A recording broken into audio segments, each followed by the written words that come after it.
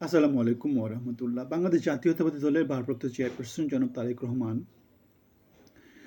উম তার বাংলাদেশে ফিরে আসার ব্যাপারে নিজে থেকেই বলেছেন যে ২৫ তারিখে তার ফিরতি ফ্লাইট আছে। ১৭ বছরের নির্বাসিত জীবন শেষে তিনি বাংলাদেশে ফিরছেন এবং তিনি নেতাকর্মীদেরকে অনুরোধ করেছেন যাতে তারা এয়ারপোর্টে না আসে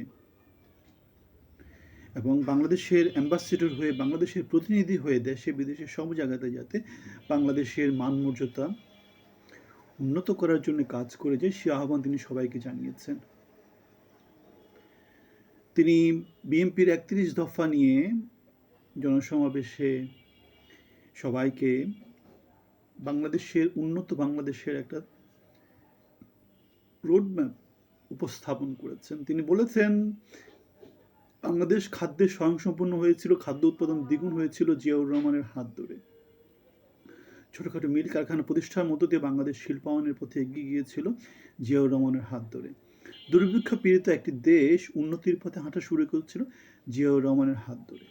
এখন তিনি যেহেতু জিয়াউর রহমানের রক্তকে ধারণ করেন, সুতরাং তার নেতৃত্বে ৩১ দফার মধ্য দিয়ে বাংলাদেশ হয়তোবা উন্নতির পথে এগিয়ে যেতে পারবে, সে আশাবাদ তিনি ব্যক্ত করেছেন।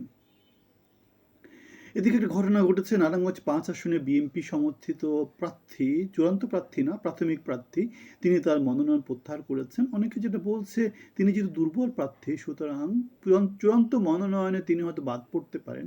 সেই জন্য চূড়ান্ত মনোনয়ন দেওয়ার আগে তিনি নিজেকে প্রত্যাহার করে নিয়েছেন, কারণ তিনি হয়তো খবর পেয়ে গেছেন যে জামায়াতের যে শক্তিশালী প্রার্থী দেওয়া হবে তাদের সাথে টিকতে হলে বিএনপিকেও অনেক জায়গাতে হয়তোবা তাদের মনোনয়ন পরিবর্তন করতে হতে পারে। এই অবস্থায় তার মনোনয়ন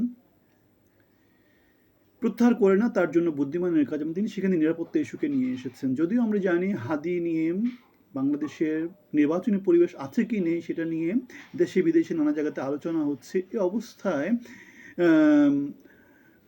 নারায়ণগঞ্জ ৫ আসন থেকে বিএনপির এই লোকের মনোনয়ন প্রত্যাহার করা আমাদের একটা বার্তা দেয়। আমরা জানি না বাংলাদেশের নির্বাচনী পরিবেশ সামনে কীভাবে উন্মোচিত হয়, তবে আমরা দেখেছি ১/১১ সময় সামরিক বাহিনী সমর্থিত যেই সরকার ক্ষমতা নিয়েছিল, তারা নির্বাচনের দিনের ১ সপ্তাহ আগে নির্বাচন বাতিল করে দিয়ে ক্ষমতাটা নিয়েছিল দেশের আইনশৃঙ্খলা পরিস্থিতি অবনতি হওয়ার কারণে। এখন বাংলাদেশ আওয়ামী লীগ যেহেতু এই নির্বাচনে থাকবে না, সুতরাং তারা সামনে কিভাবে বিহেভ করে, অথবা আমাদের প্রতিবেশী দেশ বা নানা দেশগুলোর পরাশক্তিগুলোর গোয়েন্দা বাহিনী কীভাবে বাংলাদেশে তাদের স্বার্থ হাসিল করার জন্য কাজ করে, অথবা দেশের মধ্যে যে রাজনৈতিক দলগুলো আছে সেগুলো কীভাবে তাদের কার্যক্রম পরিচালনা করে, তার উপর ভিত্তি করে হয়তো আমরা বলতে পারবো যে বাংলাদেশের সামনে কী দেখা যাবে। তবে আমরা আশা করি যে নির্বাচনী মাঠে একটা প্রতিযোগিতামূলক মাঠ হোক, সমশক্তির ২টা দল বাংলাদেশের সংসদে বাংলাদেশের হয়ে কথা বলুক এবং বাংলাদেশকে এগিয়ে নিয়ে যাওয়ার জন্যে তারা যা যা করার সেই কার্যক্রমগুলো পরিচালনা করুক। আমরা এমন আশাবাদ ব্যক্ত করতে পারি। এখন প্রকৃতপক্ষে আমরা কী অর্জন করতে পারি সেটা আমাদের দেখার বিষয়। কারণ বাংলাদেশের রাজনীতিতে এখন বিএনপির আশেপাশে সমশক্তির কোনো দল নেই।